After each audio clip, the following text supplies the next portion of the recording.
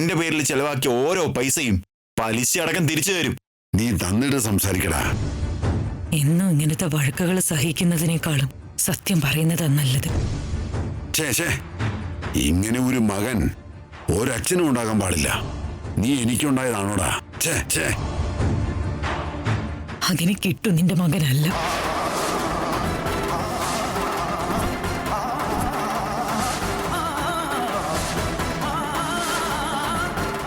നമ്മുടെ കിട്ടു നിനക്കും സരോജയ്ക്കും ഉണ്ടായ മകനല്ല.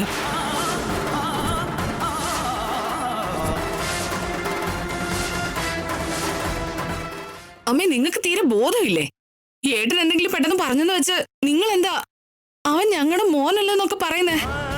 അവൻ മാറാൻ വേണ്ടിയാ ഏട്ടൻ അങ്ങനെയൊക്കെ പറയുന്നത്. അതൊരു തെറ്റാണോ? ഇനി മുതൽ നിങ്ങൾ വഴക്ക് പറയരുത്. സുരി, വെറുതെ ഇമോഷണലി പറഞ്ഞതാണോ അതോ ശരിക്കും ഇതൊക്കെ സത്യമാണോ? ദൈവത്തിനാണ് സത്യം. നിങ്ങൾക്ക് എന്തെങ്കിലും ബാധ കൂടിയോ അമ്മേ? സരോജ, ഒന്ന് നിക്ക്.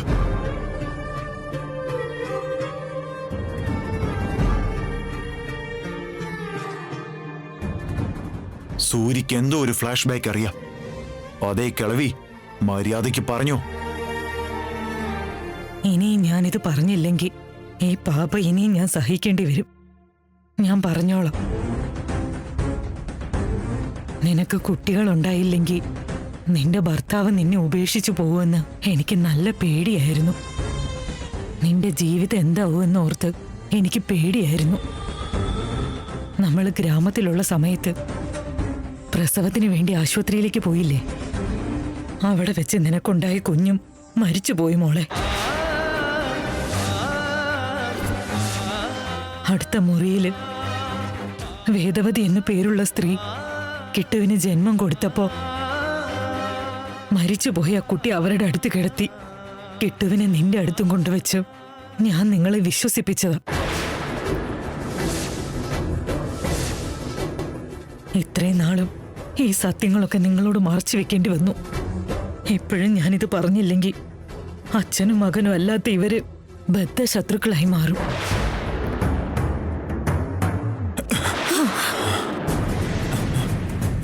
അപ്പോ എന്റെ അച്ഛനും അമ്മയും പണക്കാരാണോ? കോടീശ്വരന്മാരാ. കോടീശ്വരന്മാരോ? അതേടാ, കോടീശ്വരന്മാര്. അവരെ ഞാൻ പിന്നെ പോയി കണ്ടോളാം. ആദ്യം ഇവരോട് ചിലത് പറയാനുണ്ട്.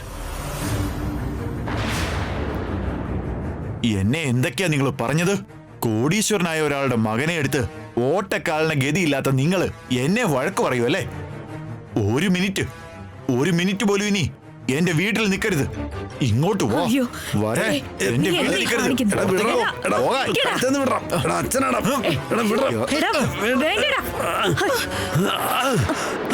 സരോജ, സരോജ, സരോജ, സരോജ.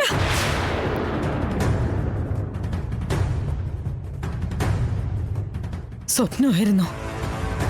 അപ്പോ ഞാൻ സത്യം പറഞ്ഞു കഴിഞ്ഞ എന്റെ മകൾ എന്നേക്കുമായിട്ട് നഷ്ടമാവും. സത്യം പറയാൻ പാടില്ല. എന്തൊക്കെ സംഭവിച്ചാലും സത്യം പറയരുത്. ഞാൻ പറയില്ല.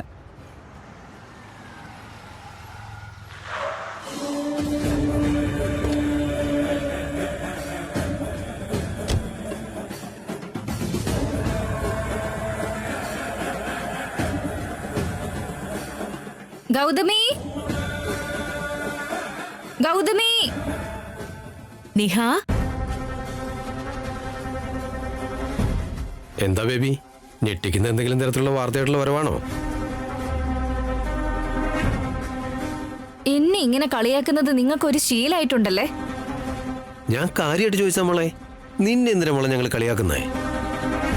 ആ ദുബായ്ക്കാരനെ എവിടെ? വീട്ടിലിരുന്ന ഭ്രാന്ത് പിടിക്കുന്നു പറഞ്ഞ് പുറത്തേക്ക് പോയിരിക്കുക. അതൊക്കെ വിട്. അവിടുത്തെ വിശേഷങ്ങൾ എന്തൊക്കെയാ? ബുദ്ധിമുട്ടുകൾ ഒഴിച്ചാ അവിടെ വേറെ വിശേഷങ്ങളൊന്നുമില്ല. വീട്ടിലെ അവസ്ഥ അത്രയ്ക്ക് നല്ലതല്ല. എന്റെ അവസ്ഥ അത്രയ്ക്ക് നല്ലതല്ല. അവനെയാണെങ്കി അയൽപക്കം എന്നൊക്കെ പറഞ്ഞിട്ട് ടോർച്ചർ ചെയ്യുവോ? ആ വേദവതിക്കാണെങ്കിൽ ബുദ്ധിയില്ല. അവരെ പുറത്താക്കാതെ തലയിൽ കയറ്റി ഇരുത്തിയതാ. അല്ല, ആ കാണാതെ പോയ മകനെ കുറിച്ച് എന്തെങ്കിലും വിവരം കിട്ടിയോ മോളെ? അവനെ കണ്ടെത്തിയല്ലാതെ നിന്റെ പ്രശ്നം സോൾവ് ആകില്ല. അവനുമായിട്ട് കല്യാണം നടക്കാതെ സമാധാനവും ഉണ്ടാവില്ല. ശ്രീകരനെ കല്യാണം കഴിക്കാൻ പോയിട്ട് ശ്രീകരന്റെ ഏട്ടനെ കല്യാണം കഴിക്കേണ്ട അവസ്ഥയായി എന്റെ ഒരു വിധി. ആ വീട്ടിലെ മരുമകളാകാൻ ആഗ്രഹിച്ചല്ലേ? കുറഞ്ഞത് ആ കിരീടമെങ്കിലും നിനക്ക് കിട്ടിയില്ലേ? ഹും, ഈ നേരം കൊണ്ട് ജൂനിയർ വേദവതിയായിട്ട് ചക്രം കറക്കണമെന്ന് കരുതിയതാ ഞാൻ. എന്നിട്ടിപ്പൊ എല്ലാം കൊളായി. ആ മകൻ അങ്ങോട്ട് വരും വരും എന്നൊക്കെ പറയുന്നുണ്ട്. അവൻ കേറി വന്നിട്ട് എന്റെ കല്യാണം അങ്ങ് നടക്കുവാവോ? അതിനുള്ളില് ഞാൻ ആ വീട്ടിൽ ഒന്നുകൂടെ അങ്ങ് സ്ട്രോങ് ആകാൻ വേണ്ടിയിട്ട് ഒരു പ്ലാൻ ഉണ്ടാക്കിയിട്ടുണ്ട്. എന്താ അത്? കുറച്ച് സമയം കഴിഞ്ഞിട്ട് നിങ്ങൾ വീട്ടിലേക്ക് വരണം. വന്നിട്ട്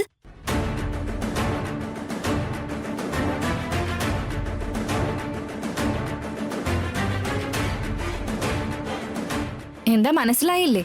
നിഹ, നീ വളരെ എക്സ്ട്രീം ആയിട്ട് ആലോചിക്കുന്ന മോളെ.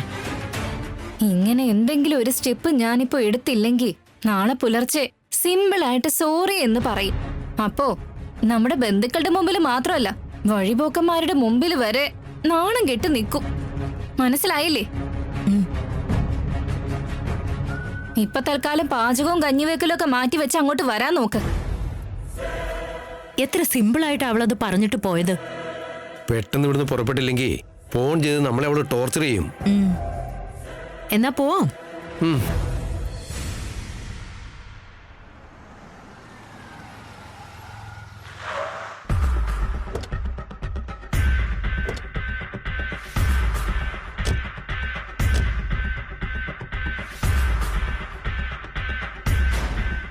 മല തുറന്ന് വീഴ്ത്താൻ പോകുന്ന എലിയുടെ അവസ്ഥ ഇപ്പൊ നമ്മുടേത്. ഇത്രയും ദിവസത്തെ നമ്മുടെ ഡിമാൻഡ്സ് വേറെ, ഇപ്പൊ ചോദിക്കാൻ പോകുന്നത് വേറെ. ഇടറാതെയും പതറാതെയും വിറയ്ക്കാതെയും ചോദിക്കണം. വായേട്ടാ. വേദവതിയമ്മേ, വേദവതിയമ്മേ. പ്രസാദ് റാവു സാറേ, പ്രസാദ് റാവു സാറേ, ഒന്ന് പുറത്തേക്ക് വന്നേ. അയ്യോ, എന്തു പറ്റി? അയൽവക്കത്തുള്ളവരെ അങ്ങനെ വിളിക്കുന്നത് എന്താ? ഏയ്, ഞങ്ങൾ വന്നത് നിന്റെ വീട്ടിലേക്കല്ലല്ലോ. നീ നിന്റെ കാര്യം നോക്കിയാ മതി.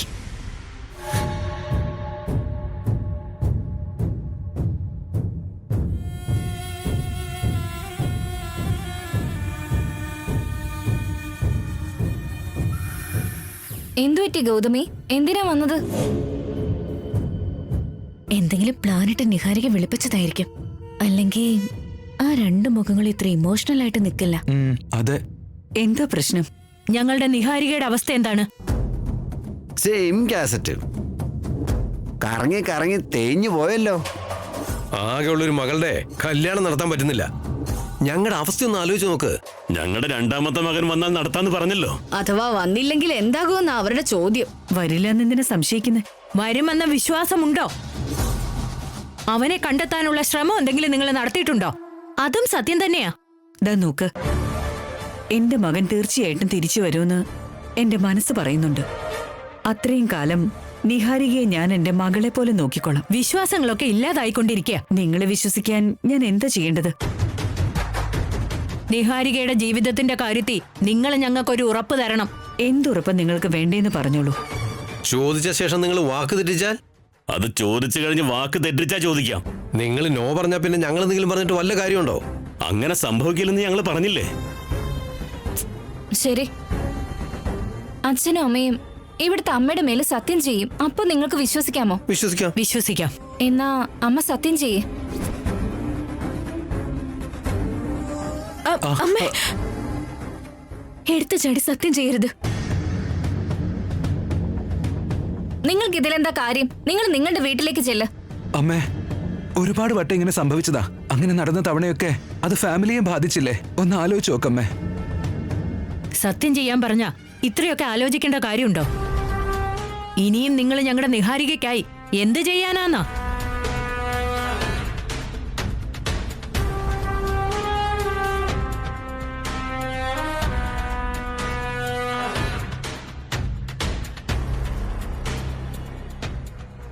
ഈ അമ്മയാണേ സത്യം.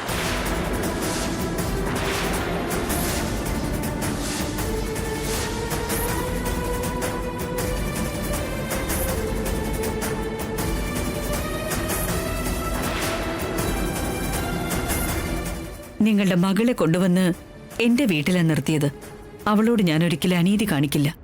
ഞങ്ങൾ എന്ത് ചെയ്യണമെന്ന് പറഞ്ഞോളൂ. നിങ്ങൾക്ക് ശേഷം ഞങ്ങളുടെ നിഹാരികയാവില്ലേ പിൻഗാമി? അതെ. എന്നാൽ പിൻഗാമിയാണെന്ന് ലീഗലായിട്ട് തെളിയിക്കണം. ലീഗലായിട്ടോ? അതെങ്ങനെ?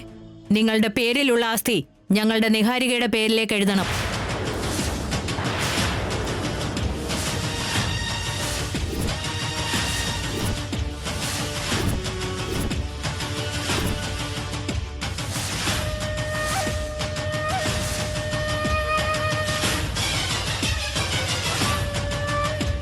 നിങ്ങൾക്ക് ശേഷം നിഹാരികയായിരിക്കും പിൻഗാമിയെന്നും ആസ്തിയും അധികാരവും അവൾക്കായിരിക്കുമെന്നും അതൊക്കെ നിഹാരികയുടെ പേരിലായിരിക്കുമെന്നും ഒരു പത്രത്തിൽ എഴുതി ഒപ്പിട്ട് വെക്കണം.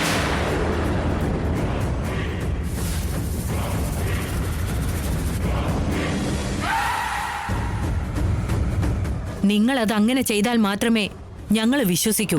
ഗൗതമി, ബോധമില്ലേ നിങ്ങൾക്ക്? നിങ്ങൾ എന്താ ചോദിക്കുന്നേന്ന് വല്ല ബോധമുണ്ടോ? ഈ കാര്യം സംസാരിക്കാൻ വേണ്ടിയാണോ നിങ്ങൾ വന്നേ?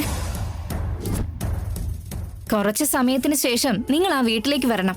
ഞങ്ങളുടെ നിഹാരികയെ നിങ്ങളുടെ വീട്ടിൽ നിർത്തണമെന്നുണ്ടെങ്കിൽ പ്രോപ്പർട്ടീസ് മുഴുവൻ നിഹാരികയുടെ പേരിലേക്ക് ട്രാൻസ്ഫർ ചെയ്യണമെന്ന് നല്ല ശക്തമായിട്ട് അവരോട് പറയണം. എന്റെ ജാതകം മുന്നിൽ നിർത്തിയിട്ട് പറഞ്ഞു, അമ്മയും വേണമെങ്കിൽ നിങ്ങൾ മുതലെടുത്തോ, അതിന്റെ മുന്നിലല്ലാതെ വേദവതി മറ്റെവിടെയും തല കുനിക്കില്ല. അഭിനയത്തിന് എന്റെ മകളെ കഴിഞ്ഞിട്ടേ ആരും ഉള്ളൂ. മറ്റെന്തെങ്കിലും കാര്യം പറയാൻ വന്നതായിരിക്കും എന്നാ കരുതിയേ. ഇങ്ങനൊരു കാര്യത്തിനായിരിക്കുമെന്ന് പ്രതീക്ഷിച്ചില്ല. അവര് ചോദിക്കുന്നതാണോ നീ ചോദിപ്പിക്കുന്നതാണോ? ഇത് ഞങ്ങളുമായിട്ട് ബന്ധപ്പെട്ട കാര്യോ, നീ ഇതിൽ തലയിടണ്ട. വേദവതി അമ്മേ, നിങ്ങളൊന്നും പറയാത്ത എന്താ? ആസ്തി നിഹാരികയുടെ പേരിലേക്ക് എഴുതിയാ പിന്നെ ഞങ്ങളുടെ അവസ്ഥ എന്താ? ഞങ്ങളൊക്കെ റോഡിൽ ഇറങ്ങി പിച്ചെടുക്കണോ? അങ്ങനെ അങ്ങ് ചോദിക്കളിയാ. നമ്മളെ കണ്ട ഒരാളും പട്ടിക്ക് കൊടുക്കുന്ന പോലും തരില്ല. നിങ്ങളോടൊരു ബഹുമാനം ഉണ്ടായിരുന്നു, അതില്ലാതാക്കരുത്. അല്ല, ലോകത്ത് ആരെങ്കിലും വന്ന് ഇങ്ങനെയൊക്കെ മുഖത്ത് നോക്കി ചോദിക്കോ? ഇത് മറ്റാരെങ്കിലും അറിഞ്ഞു കഴിഞ്ഞാ എന്ത് വിചാരിക്കും നമ്മളെ കുറിച്ച്? നിങ്ങൾ മിണ്ടാതിരിക്കുക, ഞങ്ങൾ സംസാരിച്ചോളാം. ദാ നോക്ക്, നിങ്ങളുടെ വിഷമത്തിൽ അർത്ഥമുണ്ട്, പക്ഷെ ചോദ്യത്തിന് ന്യായമില്ല. നേരത്തെ വാക്ക് തെറ്റിക്കില്ല എന്ന് പറഞ്ഞതല്ലേ, എന്നിട്ട് ദേ ഇപ്പം ന്യായമല്ല എന്ന് പറയുന്നു. ആഗ്രഹങ്ങൾക്ക് മധുരമുണ്ടാവണം. നിങ്ങളുടെ വംശത്തിന് ആവശ്യമുള്ള ജാതകമാ ഞങ്ങളുടെ മകളുടേത്. ആ ജാതകത്തേക്കാൾ നിങ്ങൾക്ക് നിങ്ങളുടെ ആസ്തിയാണോ വലുത്?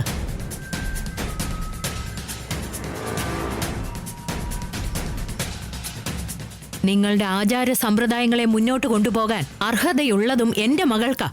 ആ അർഹതയേക്കാൾ വലുതാണോ നിങ്ങളുടെ സമ്പാദ്യം?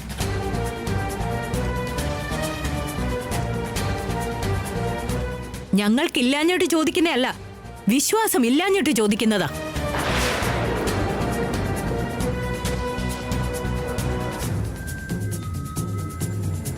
വേദവതി അമ്മേ, അമ്മയെ തൊട്ട് സത്യം ചെയ്തതാ നിങ്ങള്. വാക്ക് പാലിക്കപ്പെടുവോ തെറ്റിക്കപ്പെടുവോ എന്ന് നോക്കാം.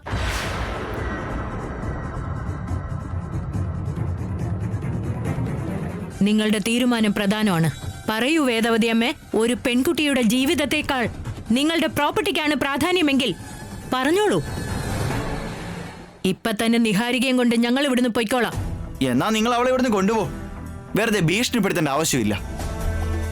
എന്റെ അച്ഛനും അമ്മയ്ക്കും എന്താ മക്കളായിട്ട് ആണില്ലേ, പെണ്ണില്ലേ, കൊച്ചുമക്കളില്ലേ, മരുമക്കളില്ലേ? എല്ലാവരും ഉണ്ട്. ആരും ഇല്ലാത്തവരോട് അനാഥാലയത്തിന്റെ പേരിലേക്ക് ആസ്തി മുഴുവൻ എഴുതി വെക്കുന്നു പറയുന്നത് പോലെ പറഞ്ഞാൽ എങ്ങനെയാ? ഞങ്ങൾ പറഞ്ഞ പോലെ ചെയ്തില്ലെങ്കിൽ പിന്നെ ഞങ്ങൾക്ക് എങ്ങനെ വിശ്വസിക്കാൻ സാധിക്കുന്നേ? അങ്ങനെയെങ്കിൽ ഞങ്ങളുടെ മകളെയും കൊണ്ട് ഞങ്ങൾ പോയിക്കോളാം.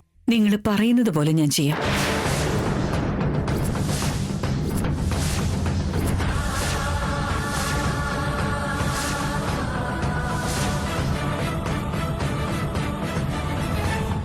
ആയിരം കോടിയുടെ ആസ്തിയുണ്ടെങ്കിലും അതൊരിക്കലും ഒരു പെൺകുട്ടിയുടെ ജീവിതത്തിന് തുല്യമാവില്ല. നിങ്ങളെ ചോദിച്ചതിൽ ഒരു തെറ്റുമില്ല.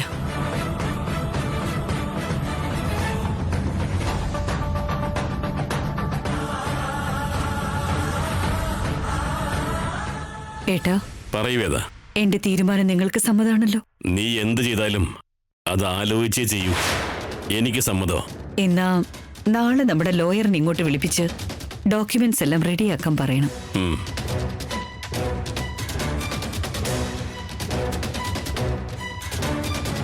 നോക്ക് ഗൗതമി, നിങ്ങൾ നാളെ വന്നോളൂ. ഇവിടെ എല്ലാം തന്നെ തയ്യാറായിരിക്കും. എന്റെ കുട്ടികളോട് ഞാൻ പറഞ്ഞോളാം, അവരത് കേട്ടോളും. അപ്പോ അവരോ?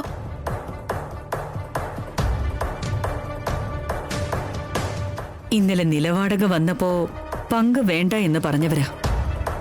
അവർക്ക് ഈ ആസ്തിയുടെ മേല് ആഗ്രഹമില്ലെന്നാ ഞാൻ വിശ്വസിക്കുന്നത്. അവരും നാളെ എനിക്ക് ഒപ്പിട്ട് തന്നോളൂ. വേദവതി ഒരു തീരുമാനം എടുത്തു കഴിഞ്ഞാ ആരും എതിർക്കില്ല, എതിർക്കാൻ പാടില്ല. നിങ്ങൾ പോയി നാളെ വരൂ. ശരിയെന്നാ, പോയിട്ട് വരാം. എങ്കിൽ കാണാം.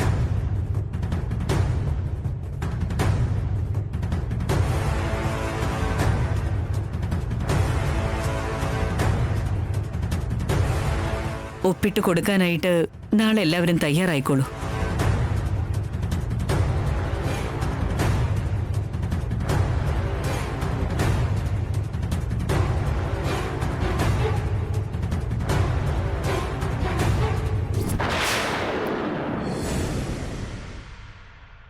അമ്മ എടുത്ത തീരുമാനം എന്തൊക്കെ പ്രശ്നങ്ങളോ ഉണ്ടാക്കാൻ പോകുന്നെന്ന് ആലോചിച്ചിട്ട് ഒരെത്തും പിടിയും കിട്ടുന്നില്ല.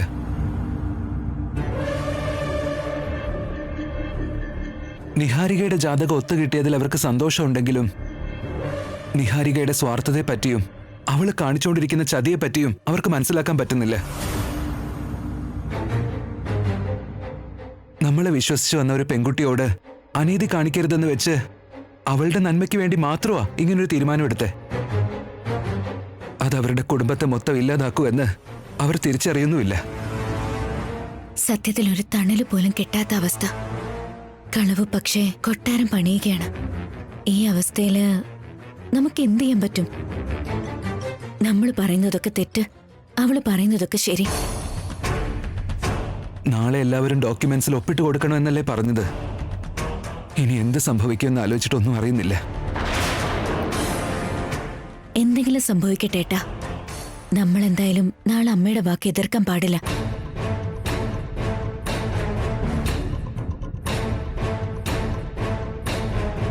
പണത്തില് പങ്ക് വേണ്ടെന്ന് രാവിലെ നമ്മൾ തീരുമാനം പറഞ്ഞ പോലെ നാളെ നമ്മൾ ആസ്തിയുടെ കാര്യത്തിലും നമ്മൾ അതുപോലെ നിൽക്കണം.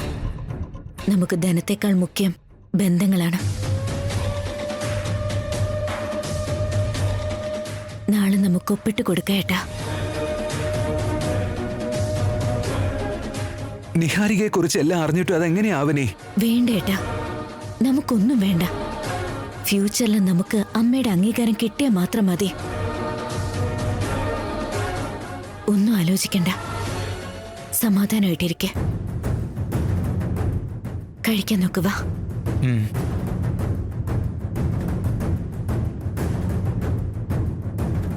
അവനി നാളെ എന്തെങ്കിലും ഇടങ്കോലിടൂന്ന് ഞാൻ കരുതിയേ. അവളുടെ മനസ്സ് പാകപ്പെടുത്തി ശ്രീകറിന്റെ മനസ്സ് അവള് മാറ്റിക്കളഞ്ഞു. ഇനി ഇതില് ഒരു മാറ്റവും ഇല്ല. ആ നിഹാരിക കാരണം നല്ലതെന്തെങ്കിലും നടക്കുമെന്നാ കരുതിയത്. അവസാനം സ്വത്ത് മുഴുവൻ കൊണ്ടുപോയി അവളുടെ പേരിൽ എഴുതാൻ പോവാ. എന്ത് ന്യായമാ ഇത്? ന്യായമല്ലേ അല്ല, ഇത് അമ്മയുടെ കഴിവില്ലായ്മ അല്ലെങ്കിൽ എടുത്തു ചാടി വാക്കുകൊടുക്കുന്ന എന്തിനാ? അല്ല, ഇവിടെ നമ്മൾ ഇത്രയും പേരുണ്ടായിട്ടും പുറത്തൊരാൾക്ക് എഴുതി കൊടുക്കണം എന്ന് പറഞ്ഞാൽ എങ്ങനെയാ? നാളെ ഈ കണ്ട ആസ്തി മുഴുവനും നിഹാരികയുടെ പേരിലേക്കായി കഴിഞ്ഞാൽ നമ്മുടെ തലവെട്ടി നിഹാരികയുടെ കൈ കൊടുക്കുന്ന പോലെ. നിഹാരികയുടെ ക്യാരക്ടറിനെ കുറിച്ച് നമുക്കറിയുന്നത് പോലെ അമ്മമ്മയ്ക്കും മുത്തശ്ശനും അറിയില്ലല്ലോ. അതുകൊണ്ട് ഇങ്ങനെയൊക്കെ ചെയ്യുന്നേ. അവരുടെ നിലവിലെ അവസ്ഥ എന്താന്ന് വെച്ചാ നിഹാരിക ഒരു നല്ല പെണ്ണല്ലെന്ന് നമ്മൾ എല്ലാരും കൂടി പോയി പറഞ്ഞാലും അവര് വിശ്വസിക്കില്ല. അത് പറയാനുണ്ടോ? നമ്മൾ ഒപ്പിടാതിരിക്കാൻ എന്ത് വേണമെന്ന് ആലോചിക്കണം. Hi team members. ഈ സമയത്ത് നിങ്ങൾ എല്ലാവരും ചേർന്ന് മീറ്റിംഗ് നടത്തുമായിരിക്കുമെന്ന് എനിക്ക് മനസ്സിലായി. എന്നെക്കുറിച്ച് സംസാരിച്ചുകൊണ്ടിരിക്കുന്നല്ലേ? ആ, ദയവ് ചെയ്ത് ആർക്കും ഒരു തെറ്റിദ്ധാരണയും ഉണ്ടാവരുത്. നിങ്ങളുടെ എല്ലാവരുടെയും ആസ്തി എന്റെ പേരിലേക്ക് ട്രാൻസ്ഫർ ചെയ്താലും നിങ്ങൾ പേടിക്കേണ്ട ആവശ്യമേ ഇല്ല. അതെന്താ? അത് കഴിഞ്ഞിട്ട് ഞങ്ങൾക്ക് റോട്ടിലിറങ്ങി അമ്മാ ധർമ്മം അയ്യാ ധർമ്മം എന്ന് പറഞ്ഞ് പിച്ചെടുക്കാൻ ഞങ്ങൾക്ക് എന്താ സ്വർണ്ണത്തളിക തരുവോ? പൃഥ്വിരാജ് ചേട്ടാ എന്തൊക്കെ ഈ പറയുന്നേ? ഞാൻ നിങ്ങളുടെ പാർട്ട്ണർ അല്ലേ? നിങ്ങളുടെ പ്രോപ്പർട്ടീസ് എല്ലാം എന്റെ കയ്യില് ഭദ്രമായിട്ട് തന്നെ ഇരിക്കും. കുറുക്കന്റെ കയ്യിൽ കോഴിക്കുഞ്ഞു ഭദ്രമാണെന്ന് പറയുന്നത് വിശ്വസിക്കാൻ എത്ര പ്രയാസമാണോ? പ്രോപ്പർട്ടി നിന്റെ കയ്യിൽ ഭദ്രമാണെന്ന് വിശ്വസിക്കാൻ അത്രയും പ്രയാസ. നിങ്ങളൊക്കെ വെറുതെ ടെൻഷൻ ആയിക്കൊണ്ടിരിക്കുക.